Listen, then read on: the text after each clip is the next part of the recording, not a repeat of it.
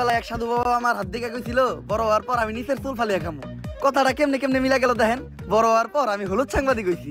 কিচ্ছু করার নাই, কপালে যদি চুল ফালানো লেখা থাকে তাহলে চুল ফালিয়ে খাইতে হইব।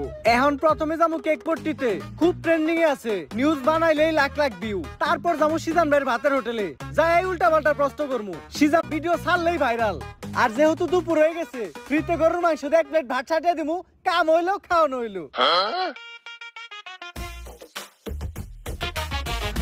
কি গো ভাই, এই জায়গায় এত মানুষ কে? কি হইছে এই জায়গায়? ভাই এই জায়গায় একটা লাশ খুন হইছে। ভাই দেখা তো মনে হইতাছে 6-7 বছরের কোনো বাচ্চা। নিউজটা নিয়ে নি মনে কি? যা বেটা, এটা ট্রেন্ডিং টপিক নাকি? এটা ছাড়লে কি ভিউ হইব? ট্রেন্ডিং টপিক খুঁজ, যেগুলো ছাড়লেই ভাইরাল। তাইলে ভাই কন্টেন্ট ক্রিয়েটর শিবন মিয়া আছে না, ও নাকি ওর মায়ের ভাত দেয় না, কিন্তু বিরিয়ানি দেয় 3 বেলা। বিরিয়ানি দেয় কাইটা, এই যে ভাত দেয় না, এই জিনিসটারে হাইলাইট করে নিউজ বানাইলে কেমন হয়? এর লিগাই তো আমি তোরে আমার লগে রাখি। হলুদ সাংবাদিক হওয়ার পরে আমরা উল্টা পাল্টা নিউজ বানানি করছি শুরু। এখন থেকে আমি তোর শিষ্য, তুই আমার গুরু। তাইলে চলেন ভাই আগে এই নিউজটাই বানাই।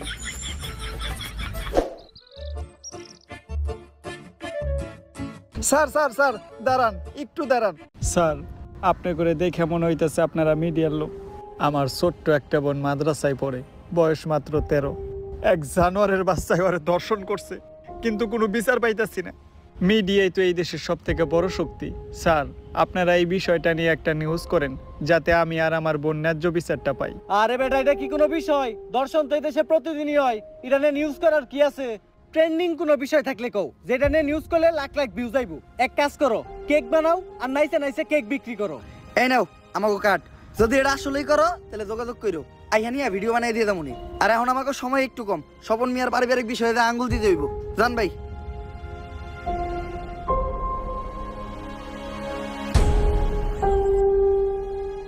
বইনে এক গ্লাস পানি লয় তো।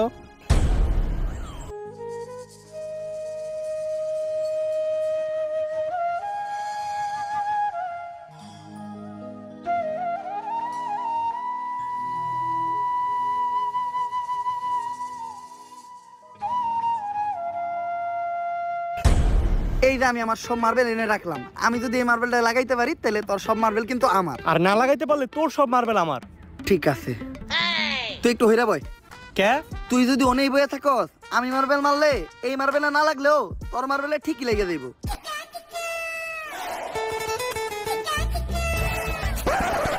লাগে না, এই দে তোর সব গুড়ি দে। এনে এই কোটা কে? আমার কাছে তো এই কটা গুটি আছিল। তোরে বিশ্বাস করি না আমি, হাতুড়া তোর পকেট চেক করমু।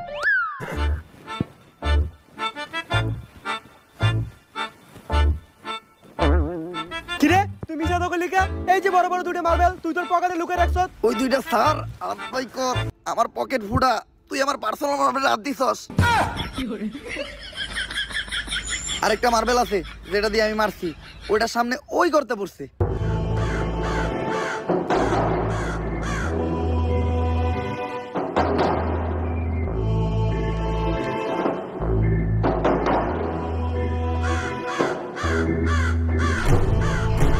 ওই কিরে আমার হাত আটকে গেছে, ওই তাড়াতাড়ি আয়, আমার এখান থেকে ছুটা।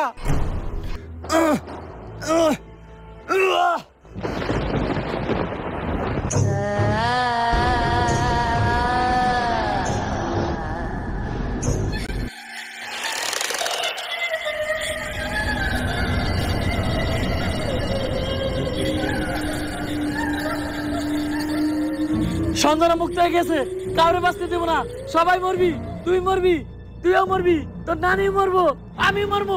সঞ্জনা কাউরে বাঁচতে দেবো না, সবাই মরবি। পালা, তাড়াতাড়ি পালা, তোরা সবাই পালা, মরবি। কে সঞ্জনা? আর কেন মারবো আমাকে সবাই? আরে ও পাগল, ওর কথায় ভয়টাই পাইস না। ভাই আর আমি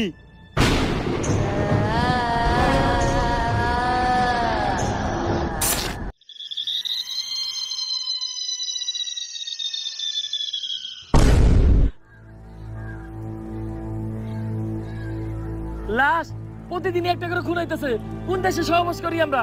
এই দেশে আমাদের কোনো নিরাপত্তা নেই। পুলিশ কি করে?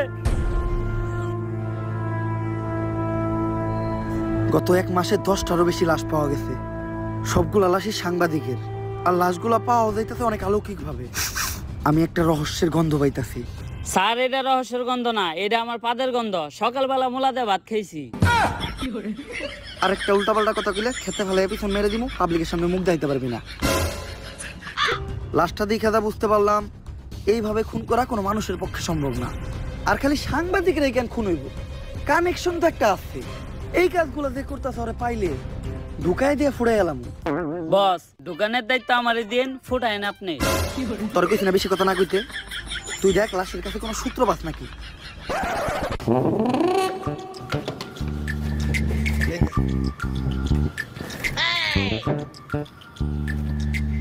স্যার, কোনো সূত্রই তো পাইলাম না। ভালোভাবে দেখছস তো? কোনো কিছুই পাস নাই? না স্যার, লাশের পকেটে 500 টাকার কোনো নোটই আসিল না। বাই কর 500 টাকা নোট বাই কর। বন্ডামি কর পাট পার খেতে ফেলায় পিছন মেরে দিমু, পাবলিকের সামনে মুখ দেখাইতে পারবি না। কি মাইরা দিতে চাইছিলি তুই? এটা জানোস এটা কেসের কত বড় কাজে লাগবো? স্যার, আমার ভুল হয়ে গেছে, আপনি আমার মাফ করে দেন। যা মাফ করলাম। আপাতত 2 প্যাকেট বিড়ি নিয়ে আয়। আপনি না কইলেন এটা কেসের কাজে লাগবো? এমনিতে আমার মাথা গরম, বিড়ি খেলে মাথা ঠান্ডা হইব। আর আমার মাথা ঠান্ডা থাকলে আমি কেসে মাথা খাটাইতে পারবো। এইভাবেই এটা কেসের কাজে লাগবো। স্যার, যা করলেন জীবনে, উপরে গেলে দিবনে। ঢুকাইয়া দিয়ে ফুড়ে এলাম ওরে তোরে। কি দায়িত্ব পালন করো তোমরা? খুনিদের তাড়াতাড়ি ধরার ব্যবস্থা করো। পুরা দেশ গরম হয়ে রয়েছে। এইভাবে এর আগে কোনো সাংবাদিক খুন হয় নাই। স্যার, খুনগুলো অনেক অলৌকিক ভাবে হইতাছে।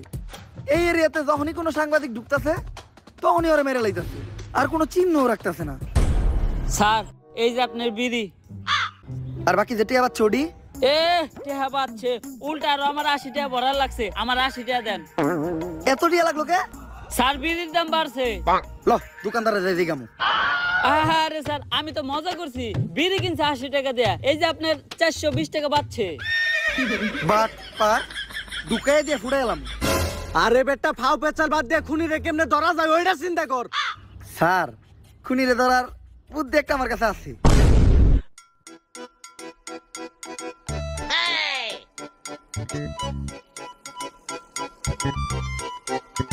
স্যার, আপনারা দুইজন মিলে আমার এই বলিটা দিলেন। আরে তুই কোনো চিন্তা করিস না, আমি আর এসপি স্যার আছি। আমরা থাকতে তোর কিছু হইতে দিব না। আমার আমাকে জীবন দিয়ে হইলো তোরে বাঁচামু। এই তুই এনে থাক, আমার খুব মুতে ধরছে রে। স্যার, মুতে তো আমারও ধরছে। চলেন দুইজন মিলে এক লগে মুইতাহি। এই তুই এই জায়গার বিষয়টা দেখিস, আমরা একটু মুইতাহি। স্যার, আপনারা না কইলেন আপনারা আমার জান বাঁচানোর লিগে জীবন দিয়ে দিবেন? আরে বেটা, জীবন দিমু তো কইছি, মুতাটকা মতো কই নাই। থাক মুইতাহি।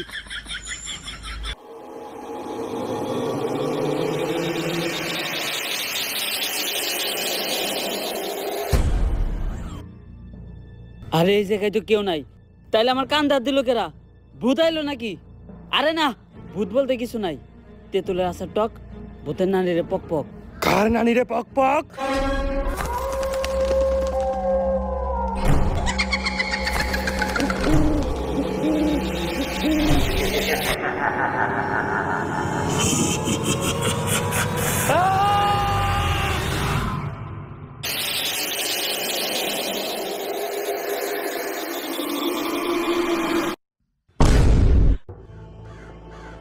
ওকে না, আর আমাকে কনস্টেবল কই?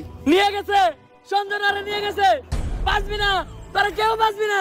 সঞ্জনার আজ থেকে যদি বাঁচতে চাস, জলদি করে তাহলে তান্ত্রিক লালুর কাছে যা।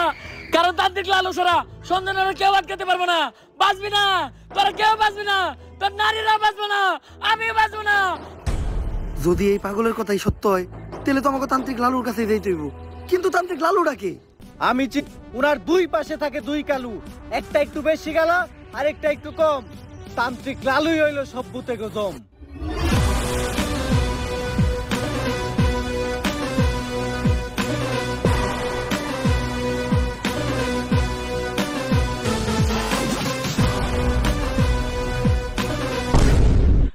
লালু ভাই, আমাকে নিয়ে যে বন্ডামি শুরু করলেন, সত্যি সত্যি যদি কোনোদিন ভূত তাড়া লাগে, তাহলে কি আপনি পারবেন? হন, আমি যখন থেকে ভূত তাড়াই, তখন থেকে তোর পাখিও খারায় না। তারপরেও ভাই এই ভন্ডামি আর কতদিন? বাংলাদেশের মানুষ খায় ততদিন। বাংলাদেশের মানুষ তো খায় না। 3 দিন ধরে ব্যবসা শুরু করছেন, বনি তো হইলো না। বাবা আমার বাসান বাবা, আমার বাসায় কি জানি হয়েছে, সারা রাত কে জানি হাটে, ডরে ঘুমাইতে পারি না। কাস্টমার আইছে, বনি হইব রে। বনি হইব, বনি হইব। তুই একদম সঠিক জায়গায় আসছস, চল।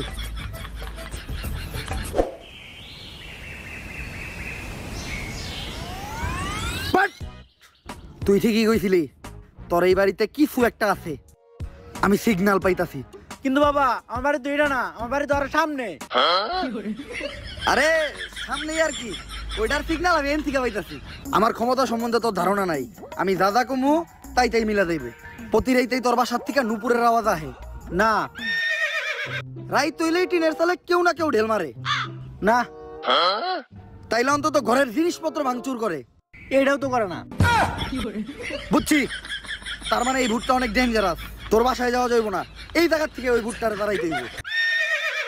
ভুট তাড়ানোর লেগে যে জিনিসগুলো আনতে কইছিলাম ওই জিনিসগুলো আনছস? হ বাবা আনছি, এই নেন আপনার রুটি কলা আর মোমবাতি। কিন্তু লালু ভাই ভুট্টারাইতে আবার রুটি গলা লাগবো কেন? আরে ভুট্টা আমি খালি মোমবাতি দিয়ে দাঁড়ামু, রুটিগুলো তো আমার নিজের খাওয়ার লেগে আনছি। নে তুই মোমবাতিটা জ্বালা, আমি মনে মনে মন্ত্র পড়তাছি।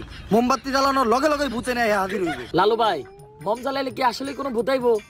হন, আমি যেই সময় থেকে মোম জ্বালাইয়া ভূতানি ওই সময় তোর পাখিও খারায় না। কথা না কয়ে মোম জ্বালা।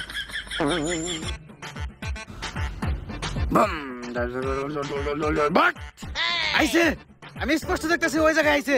কানাই দেখছে, তার মানে ওই ভুট্টা তোর বাসা থেকে বাইরে এই মোমবাতির ভিতরে আইছে। আরে ও তো কানা, ও তো মানুষই ঠিক মতো চোখে দেয় না, ও আবার বুদ্ধি দেখলে কেমনে? ছোটবেলায় মুরব্বীরা কইতো হনত নাই, বুবা প্রাণীরা ভূত জিন দেখতে পায়। কিন্তু ও তো বুবা না, ও তো কানা। এই যাবো ভূত তাড়াবো না, এই ভূত তোর ধ্বংস করে লাইব। বাট বন্ধ হালার করে হালা, পান্তিকে বন্ধমি করো। কার লোকে বন্ধমি করতে আইছস? তোর কথা নিয়ে লাগে আরেকবার নাকি? কপাল ভালো, ও খালি তগরে মারছে। আমার গায়ে যদি ও হাত দিত ও বচ্চ হয়ে যেত।